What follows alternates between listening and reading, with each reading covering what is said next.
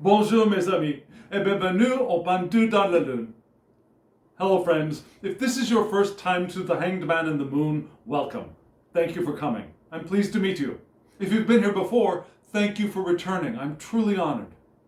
Friends, if you have been here before, you know by the intro to this video, in my very poor French, that this is my series in which I use Tarot de Marseille. Now, for quite a while, I've been using Rider-Waite-Smith tarot cards plus oracle cards in a large spread to explore topics related to living the intentional life. But now I've also become interested in Tarot de Marseille and antique Italian decks, and so this is my spin-off. So what I do is after I read the large spread, I pull a question from the larger concepts, the larger questions that we explored. I pull one question and I answer that question with 3 cards from either a Tarot de Marseille or an antique Italian deck. Something pre-Rider-Waite-Smith. And this week, I happened to get my Jean Noblet tarot from Flornoy.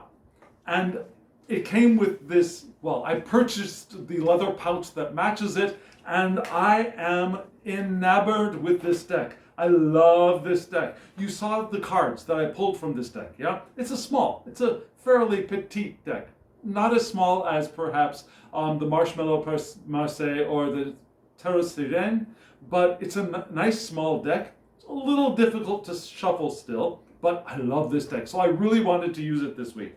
So I did. And you already saw the 3 cards that I pulled in the thumbnail for this video. So friends, the question, which I'll show you in just a moment, was, what helps us when we slide into lack consciousness?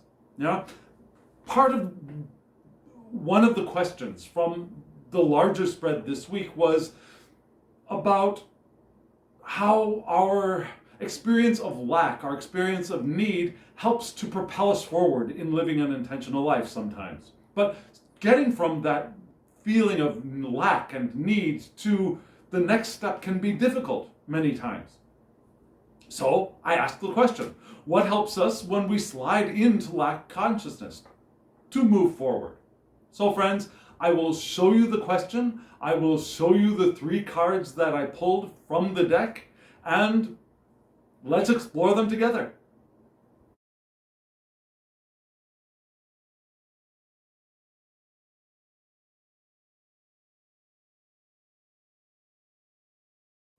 So you saw that I got, isn't this a gorgeous deck? Okay, anyways, moving right along. It's a gorgeous deck, I love it. I'm so happy to have it now. The 3 cards from left to right were Hermit, the Hermit, card number 9, and then we had the 7 of Wands, Bâton, and then on the right-hand side we had the Reine de Coupe, the Queen of Cups. Now, you notice that the 2 human figures, it was nice that there was a balance, yeah? There's a male figure and a female figure, though we don't read gender into them. Yeah? The male hermit can represent the same thing for a man and for a woman and for a non-binary person and for a trans person. It all works. But in the image, we saw an elderly male figure looking to the left, and for the Reine de Coupe, again, men can be queens, women can be queens, trans people can be queens. It's all good. But in this image, it's a female figure representing all of us, also looking to the left. So, because both of these are looking to the left, I think the proper way to read this spread of 3 cards is from left to right. Now, direction of gaze is important for me when reading, in particular, Tarot de Marseille. So, we're going to start with the Queen of Cups.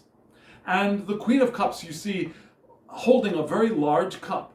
Now, she's got a lot going on. She's got a whole big cup full of emotions and intuitions. But you'll notice that the cap is on her cup. not only is the cap on her cup, but she's got a kind of covering over her. There's a cloth that covers her, and it looks like it goes up and above her crown and then comes down in front of her a little bit. So she's quite protected. She's a very protected queen. She's holding a banner, not a wand, not a baton. It's called a scepter when it's a royal object. Yes, it's a scepter. She's holding a scepter. But still, she is covered. She's protected. Her line of sight is also blocked quite a bit. So she's not focusing all that much on the external world. She's not able to focus so much on the external world. She's more introspective, perhaps. And perhaps a little bit guarded. So for the Queen of Cups, the Roi de Coupe, what I see is a person of compassion, certainly. Yeah, she's got a cup full of emotion. Positive and negative, but a lot of emotion, diverse emotion, and so compassion.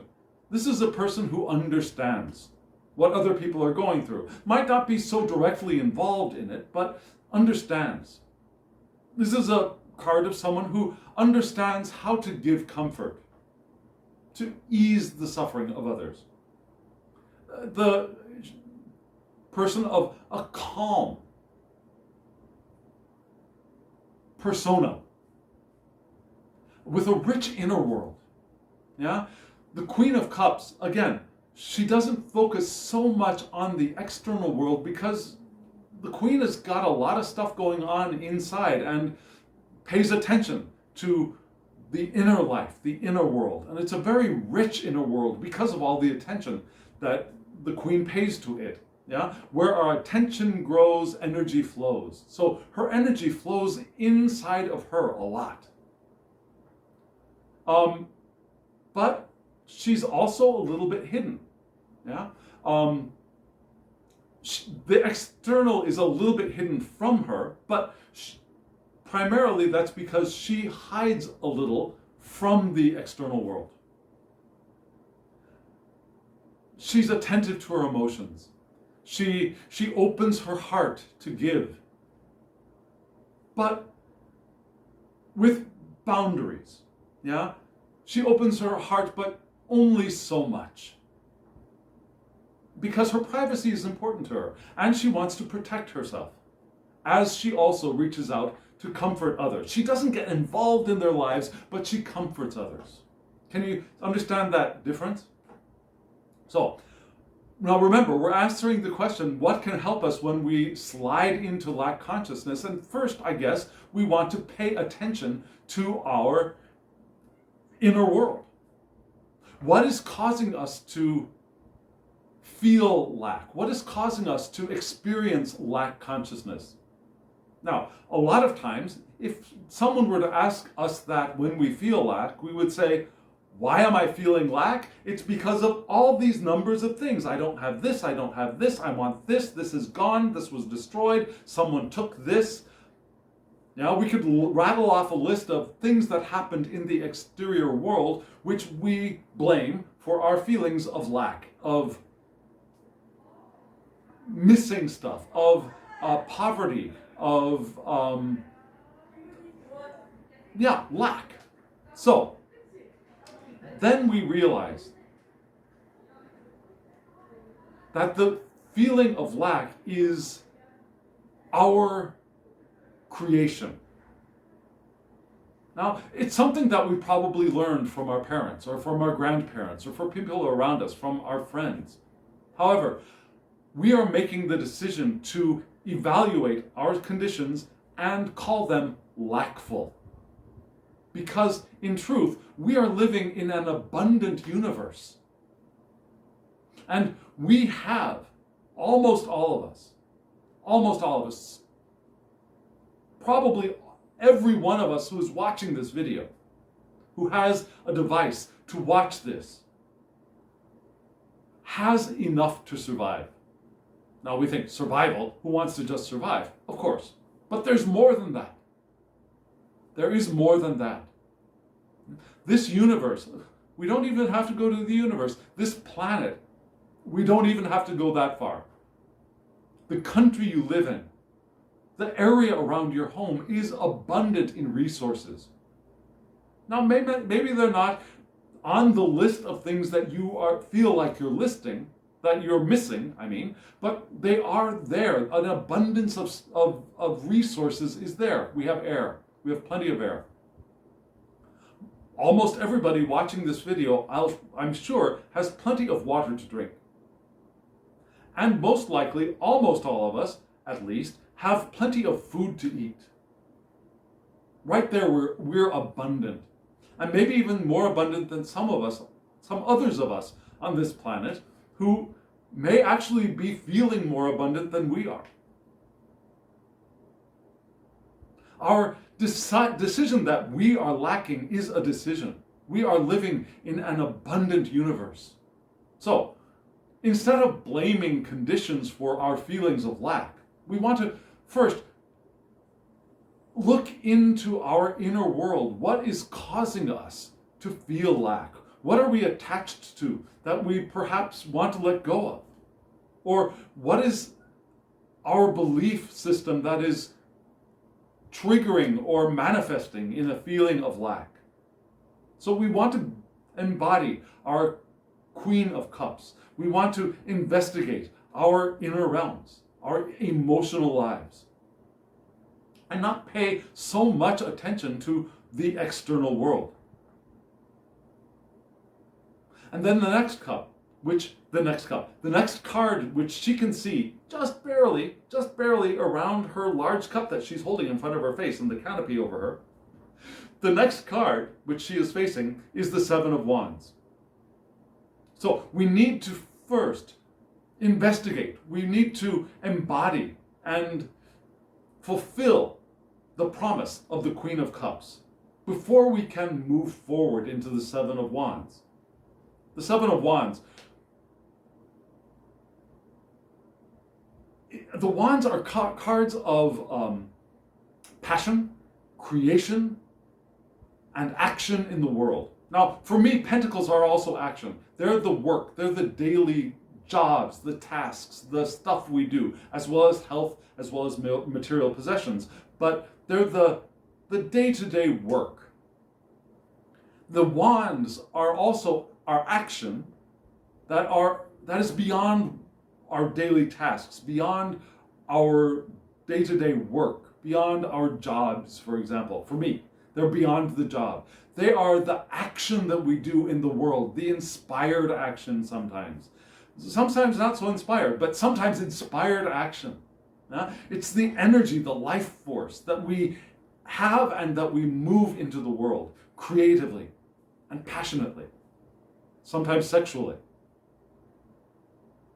The other side of the Wands for me is the Cups. Cups Wands are the words are gone. Cups are intuition and emotion. Wands are inspiration and passion. Inspiration, intuition. They're similar. They're like they're on the same spectrum, on either sides of the same spectrum. Also, emotion, love, for example, and passion and sexuality. They're on the same spectrum. Perhaps on other sides of the same spectrum, but they're on the same spectrum. They don't have to be on other sides, but maybe they're parallel. Maybe parallel is the better way to put it. Anyways, so passion for the Seven of Swords. Passion, now because it's a 7, it's passion moving out into the world, moving out into our community. So projects, doing work that will benefit those around us, our community, whatever that is. It could be our family, it could be our friends, it could be our schools, it could be our workplace, it could be other communities, our tarot community, it could be our spiritual community. Projects, passion projects that benefit one or many of our communities. We move in several different communities, don't we? It's also a creative breakthrough Yeah? A creative blossoming, if you will, in service of self and other. Yeah? We perhaps are creating art. Art that is for both us and the benefactor, us and the perceiver, us and the other, whoever we want to name as that other.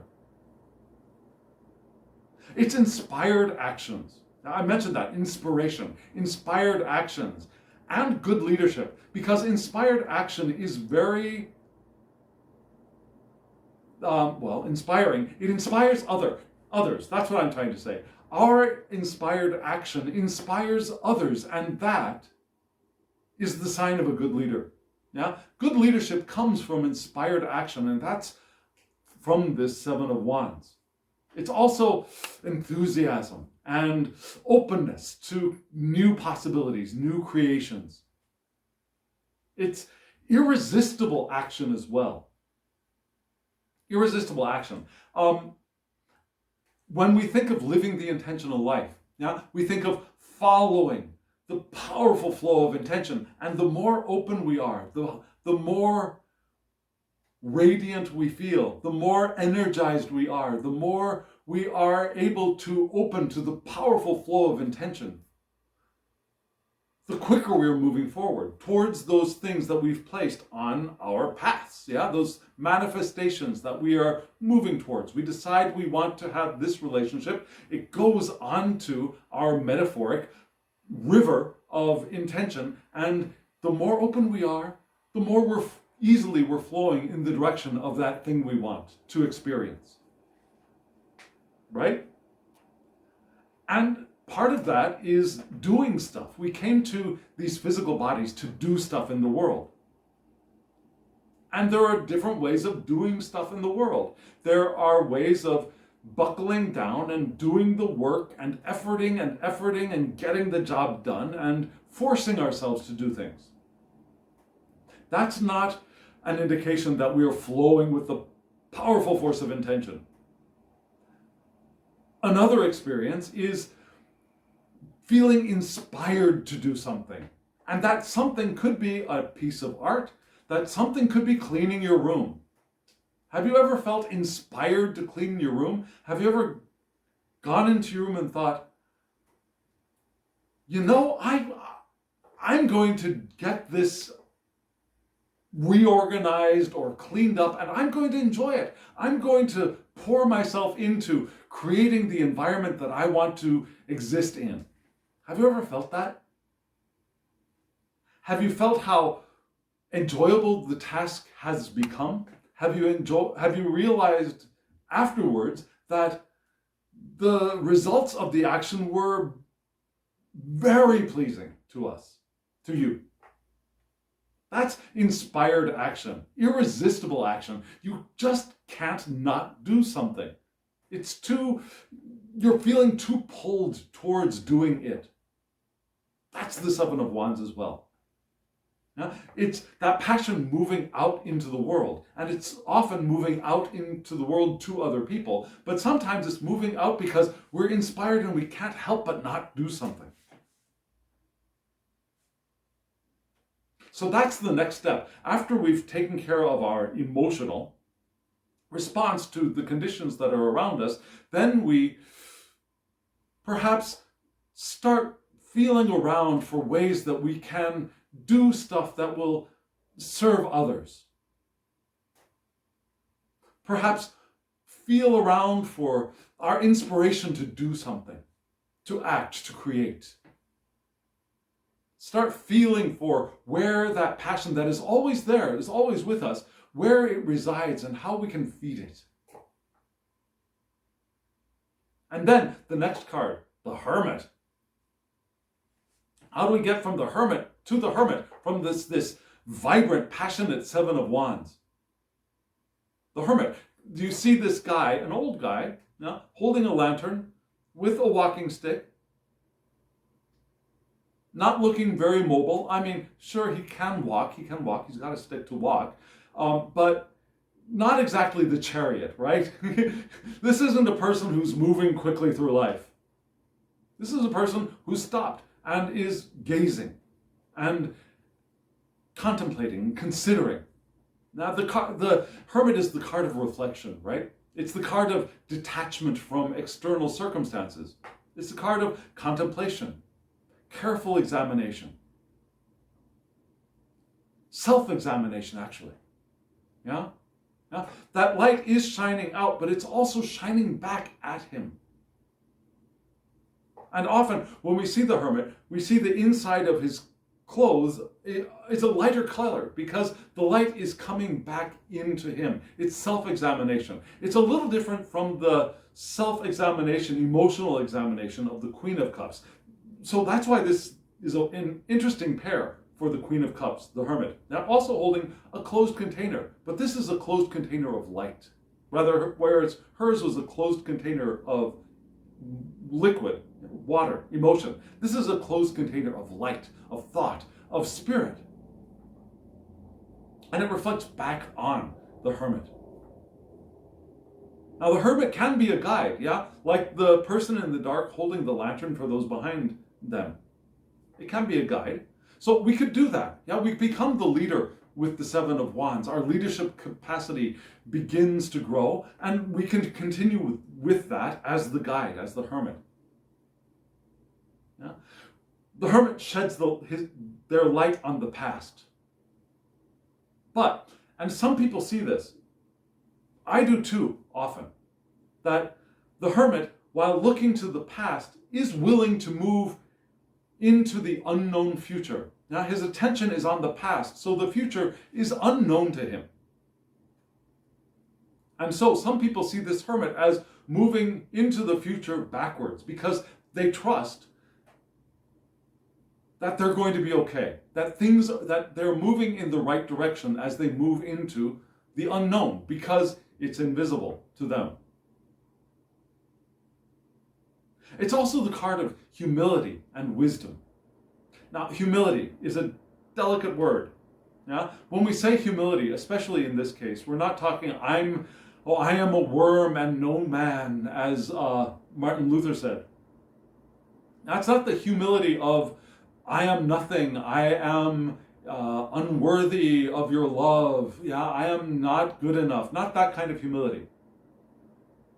It's the humility of equality, where I realize that you are as good as I am, and I am as good as you are. It's that kind of humility. It's the egalitarian, the equal sense of humility. We are all the same. We are different. We are all very different. This is a diverse community of humans. Even just the humans we are a very diverse community. However, we are also equal. Not the same, but equal. And that's what this card is also reminding us of. That as we guide, we also guide with humility. We don't guide like perhaps the King of Wands, I am the leader, I am in charge, I know what I'm doing, follow me. But the guide of humility, follow me, I have the light. I'm showing you the light, follow me. I'm not better than you, I have the light. I've discovered this, follow me. That kind of guide. So, where have we come? We come from, okay, I'm feeling lack. I feel like I've lost everything, or I'm not getting what I want. I'm not doing what I want. I haven't met who I want to meet. I'm feeling lack. I'm feeling cast out, perhaps, away from assistance. So, what helps us when we feel that? First, we want to examine our inner world so that we can understand that, yes, we are worthy, we are in an abundant universe, and we aren't really in lack. And we can also feel compassion for those around us who might be feeling lack as well. We can feel understanding, empathy for them, because we have been there too, and maybe we're there right now. And that sense that, or that realization that this is a common experience. It's not necessarily the truth, but it's a common experience. And then we consider who we are. What is it that is giving me this sense of lack? And is it true? Is it really true? Or is it just something that I believe? So we get through the Queen of Wands and we start to discover our passion again. We find our passion and we kindle the fire. We kindle the fire not only for ourselves, but for those around us, because we've been feeling that compassion. And as we feed the flame of others, our flame grows as well. And we serve and lead others. We guide and do for others. With an irresistible action, not because we think we have to, because we think this is what's going to fix it for us. It's not the action that's going to fix it for us. It's action that flows from an inspiration, something we cannot not do. And then we embody the Hermit. Yeah? Acting from our inspiration with humility, and leading with humility, and gaining wisdom and sharing that wisdom, and reflecting on who we are and where have we been and where am I going, and accepting that we can't fully know where we're going. We're willing to walk into the unknown, but trusting that it will be as abundant as what we know right now, and perhaps even more abundant. Well, we will realize more of the abundance. Now, the world expands, it grows, yes, but the abundance is infinite. And we'll realize more of that abundance as we move into the unknown. Does that make sense? Can that help us as we move from that sense of lack? I think it can. I think it gives us a good, surprisingly good, roadmap of where to begin and where to move to and where we will be going, and eventually understanding that we'll be moving into the unknown and being okay with that. Because we have an understanding of who we are and our worthiness. So friends, if this was interesting for you, if you got something from it, hit the like button, comment below. Comment below, does this seem to answer the question well for you? Subscribe to my channel if you haven't subscribed, and hit the alarm bell so you know when I upload videos. And again, comment below. I really would love to hear from you. And friends, in case you are interested in practicing Tarot de Marseille, I have a Tarot de Marseille group on Facebook. I'll put a link to that below. If you're interested in getting a reading for yourself, a private reading, contact me on Instagram. I'll put a link to my Instagram account below as well, and you can send me a message there. And friends, now, and also, if you're interested in this deck, this wonderful, where did I put it? This wonderful deck with the pouch. The pouch is a little pricey, but not very, very expensive. I'll put a link to that as well. And friends, now, as always, I wish you love, joy, well-being, and pure awareness. Thank you.